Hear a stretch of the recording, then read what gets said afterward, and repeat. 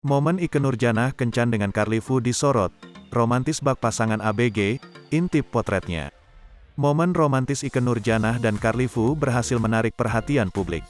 Ikke Nurjanah dan Carly Foo memang sudah menikah pada 2021 lalu. Meski begitu, pasangan Ikke Nurjanah dan Carly Foo ini terlihat masih hangat bak pengantin baru. Terkini, mereka berdua kencan bak anak ABG saat nonton pertandingan bulu tangkis. Melalui unggahan di media sosial pribadi, Carly Foo membagikan momen indahnya saat bersama sang istri.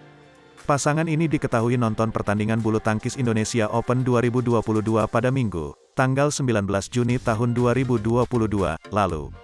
Happy Sunday everyone, selamat hari Minggu semuanya, tulis Carly Foo dilansir dari Instagram, Selasa, tanggal 21 Juni tahun 2022. Tak sedikit, netizen ikut memberikan komentar di unggahan tersebut. Bahagia selalu Om Carly Foo dan Bunda Ikke Nurjanah, tulis @v_emun. Selamat berhari Minggu juga untuk pasangan yang bahagia, tulis @bundilupi. Mbak Ikke Nurjanah sekarang malah makin cantik dan seger mukanya, tulis @tiasugi. Bunda senyumnya manis benjet, tulis @sylvia_rahmawati289. Banyak netizen yang bilang kalau mereka terlihat berkencan seperti pasangan remaja atau ABG.